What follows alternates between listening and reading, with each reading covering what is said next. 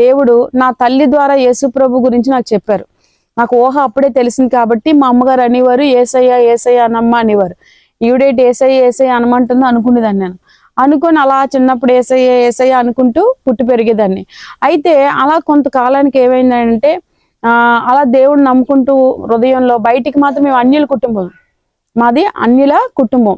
అయితే ఏం జరిగిందంటే అన్యుల కుటుంబమైన మా జీవితంలో మరి మా నాన్నగారు యేసు ప్రభుని నమ్మితే ఒప్పుకోరు, శుభ్రం కొట్టేసేవారు, విపరీతంగా కొట్టేసేవారు నన్ను.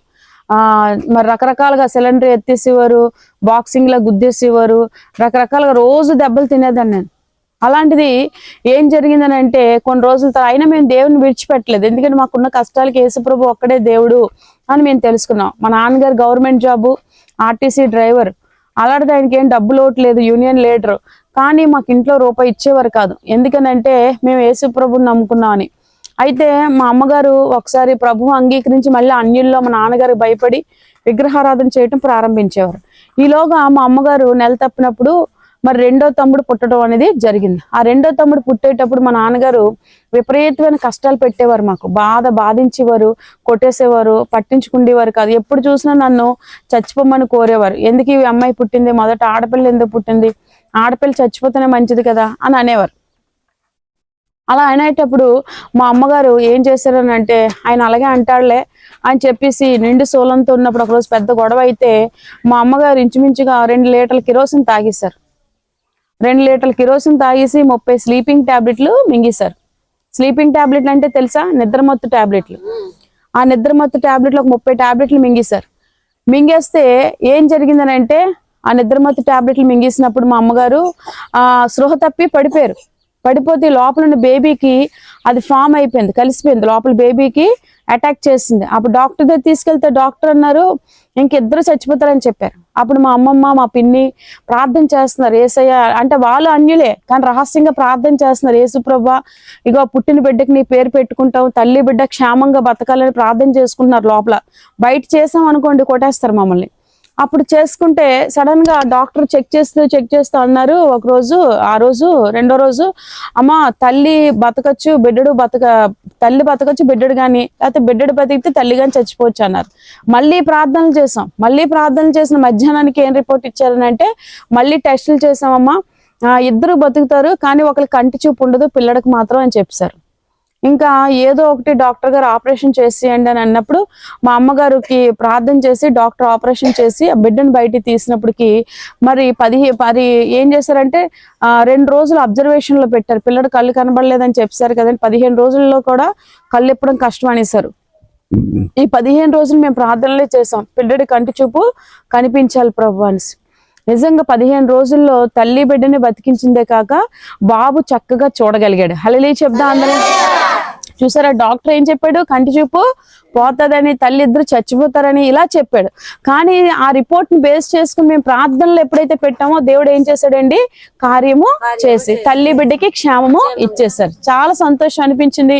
అప్పటి నుంచి మేము ఇంకా మా అమ్మ నేను దేవుడిని ఎలాగైనా ఇంకా నమ్మాలి, వదలకూడదని చెప్పి మరి విగ్రహారాధన అది నేను అసలు చేయకుండా, అంటే ఏదో పూచిగా చేస్తూ బయటికి కనబడుతూ లోపల మాత్రం యేసయ్యని ప్రేమిస్తూ ఉండేదాన్ని, యేసయ్యని ఎక్కువగా సేవిస్తూ ఉండేదాన్ని, ప్రార్థనలో పరిశుద్ధాత్మను పొందుకుంటూ ఉండేదాన్ని. చిన్నప్పుడు ఇక్కడ మోకలించి ప్రార్థిస్తే అక్కడ గెంతుకొని వెళ్ళిపోయేదాన్ని, అంటే మోకాల మీద పరిశుద్ధాత్ముడు అలా ఉండేవారు నాతోటి. అయితే అలా ఎదుగుతున్న సమయంలో ఏం జరిగిందంటే మళ్ళీ మా అమ్మగారు నెల తప్పితే మరొక తమ్ముడు పుట్టడానికి దేవుడు అవకాశం ఇచ్చాడు. అయితే ఈవిడ ఏం చేశారంటే భర్త ప్రలోభానికి భయపడి మళ్ళీ పూజలు చేసేసారు. చేసినప్పుడు ఈ బిడ్డడు పుట్టినప్పుడు ఏం జరిగిందని అంటే, మరి బిడ్డడు పుట్టినప్పుడు ఏం జరిగిందమ్మా అని అంటే, పిల్లరా జాగ్రత్తగా వినండి, అమ్మకి పక్షవాతం వచ్చింది. పక్షవాతం వచ్చేసి పిల్లడికి ఏం పెట్టలేకపోతుంది, పాలు పెట్టలేకపోతుంది. మరి పక్షవాతం వస్తే మంచం మీద కదా 1, 2 అన్ని, అంటే బెడ్ మీదే మా టాయిలెట్ అన్ని అమ్మమ్మ ఎత్తిది పాడేసేది. పిల్లడు పాలు పెట్టలేదు, పట్టుడు పాలు ఏమని అబ్బాయి పడట్లేదు. అప్పుడు ఏడుస్తున్నాడు బాగా. అప్పుడు మా అమ్మగారు ఏం చేశారంటే, ఇంకెప్పుడు నేను విగ్రహారాధన చేయను, విగ్రహారాధన జోలికి వెళ్ళినాను, క్షమించు, నా భర్తకు భయపడిపోయి నేను వెళ్తున్నాను, నేను నిన్నే నమ్ముకుంటాను, ఇంకెప్పుడు నా పిల్లల్ని నీ పనిలో వాడనిస్తాను అని చెప్పేసి ప్రార్థన చేసుకున్నప్పుడు ఆకాశం మేము తెరవబడి ఒక వెలుగు మా అమ్మగారిని తాకిడాన్ని నేను చూస్తున్నాం. ఎప్పుడైతే ఆ వెలుగు తాకిందో పిల్లల అద్భుతమైన కార్యం ఏంటంటే ఒక మెరుపు లాంటి శక్తి ఆమెలోకి వచ్చేసింది. వచ్చేసి ఈ ఈ యొక్క సతకలు పడిపోయినటువంటి కాళ్ళు చేతుల్లోని చలనం వచ్చింది. చలనం వచ్చి యేసు యేసు అనగానే ఈ చేయి లేచింది. మళ్ళీ యేసు యేసు అనగానే ఈ చేయి లేచింది. మళ్ళీ యేసు యేసు అనబోతే కాళ్ళు లేచాయి. అలా 2 కాళ్ళు లేచిపోయి టక్కుమని లేచి కూర్చుండిపోయింది. కూర్చోబోతరికి నిజంగా దేవుడు ఎంత వండర్ చేశాడని చెప్పి ఆశ్చర్యపోయి మా అమ్మమ్మ వేరే రూమ్ లో ఉంటే ఆ రూమ్ లోకి వెళ్ళి, అమ్మ నా పిల్లడికి పాలు పెట్టుకుంటానని లేచి నడిచి వెళ్ళిపోయింది. నడిచి వెళ్ళిపోవడం వాళ్ళందరూ చూసి ఎవరు లేపారు అంటే ఇలా యేసు యేసు అనుకోగానే ఆకాశం నుంచి ఒక వెలుగు వచ్చి నన్ను తాకింది, నాలో నరాల్లో శక్తి వచ్చింది, దేవుడు నాకు స్వస్థ ఇచ్చాడు అని చెప్పి గట్టిగా చప్పట్లు కొట్టి దేవుడు నామని మహింపడదా. హల్లెలూయా. అర్థమైంది? అందరికి అర్థమవుతుందా? చెప్తున్నా అందరికి అర్థమవుతుందా? నిజంగా ఆ వెలుగు వచ్చి తాకపోతరికి ఆ పిల్లడు ఏమయ్యాడనంటే మరి పాలు పెట్టుకొని పెంచుంది, చక్కగా బ్రతికి తల్లి బిడ్డకి క్షేమాన్ని ఇచ్చాడు పిల్లలు. అది మొదలుకొని ఇప్పటి వరకు కూడా మేము మన తల్లి నలుగురు ఒకటే నిర్ణయం తీసుకున్నాం, ఏమని? యేసయ్యని మేము విడిచిపెట్టకూడదు. ఆమెను చెప్దాం, హల్లెలూయా చెప్దాం. యేసయ్యని విడిచిపెట్టకూడదని నిర్ణయం తీసుకున్న అప్పటి నుంచి ఎప్పటి వరకు దేవుళ్ళ ఎదుగుతూ వచ్చాం పిల్లరా.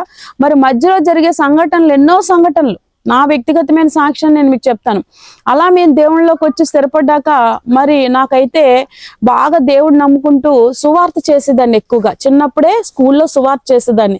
సువార్త చేస్తుంటే అందరూ అనేవారు, యేసు ప్రభుని నమ్ముకొని సువార్త చెప్తున్నావేంటి స్కూల్లోనని చెప్పి ప్రిన్సిపల్ మా నాన్నగారికి కబురు పెడితే మా చిన్నాన్నగారు ఇద్దరు వచ్చారు.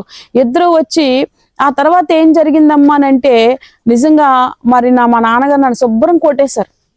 నీకు స్కూల్కి వెళ్ళాను, నీ గురించి కనుక్కున్నాను, యేసు ప్రభు గురించి సాక్ష్యం చెప్పావంటరా, నమ్ముతున్నానని చెప్పావట, ఎందుకు అలా చేస్తున్నా, నన్ను శుభ్రం కొట్టేయడానికి వచ్చారు.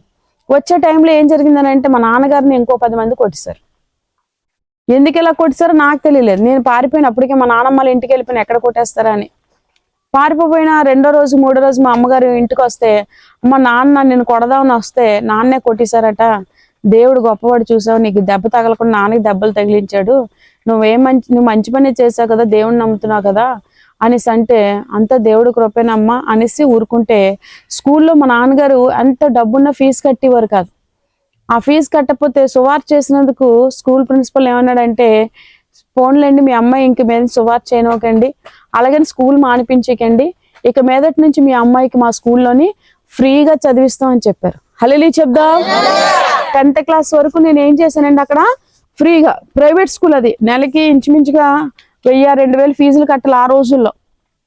అంటే ప్రైవేట్ స్కూల్ కదండి, ఫీజులు ఎక్కువ. సంవత్సరం అలాంటిది 4 సంవత్సరాలు దేవుడు నన్ను సువార్త చెప్పినందుకు ఫ్రీగా దేవుడు చదివించాడు. హల్లెలూయా చెప్దాం. ఆ తర్వాత ఇంటర్, డిగ్రీ కంప్లీట్ చేసుకోవడం జరిగింది పిల్లరా. ఆ మధ్యలో ఎన్నో దెబ్బలు తిన్నాను వివాహ విషయంలో, మరి ఇంకా రకరకాల విషయాల్లో అనేక సమస్యలు నేను ఎదుర్కొన్నప్పటికీ కూడా దేవుడు నన్ను ఎక్కడ విడిచిపెట్టలేదు. మీ మధ్యలోకి నన్ను ఈ రోజు దినాన్ని తీసుకొచ్చాడు. పరిచర్యకు వచ్చాక కూడా ఎన్నో శ్రమలు, సమస్యలు, మరి ఒకే ఆత్మతోటి 6 నెలలు చర్చి నడిపించేదాన్ని. 6 నెలలు 7 నెలలు చర్చి నడిపిస్తే అలా దేవుడు ఒక సంఘాన్ని బలపరిచాడు.